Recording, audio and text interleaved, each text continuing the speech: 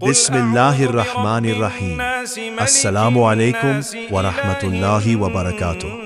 نبی کریم صلی اللہ علیہ وسلم جب سونے لگتے تو اپنے دونوں ہاتھوں کو اکٹھا کرتے، پھر ان پر سورۃ الاخلاص، سورۃ الفلق اور سورۃ الناس پڑھ کر دم کرتے، اور اپنے سر سے لے کر پورے جسم پر 3 مرتبہ پھیرتے۔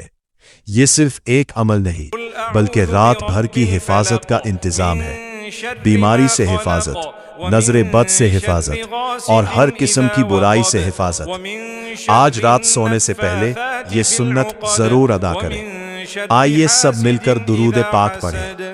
اللہم صلی علی محمد وعلی آل محمد کما صلیت علی ابراہیم وعلی آل ابراہیم انک حمید مجید۔ اللہم بارک علی محمد وعلی آل محمد کما بارکت علی ابراہیم وعلی آل ابراہیم انک حمید مجید۔ دعا: اللہ ہمیں سنتوں پر عمل کرنے کی توفیق عطا فرمائے، ہماری راتوں کو سکون اور حفاظت والی بنا دے، آمین یا رب العالمین۔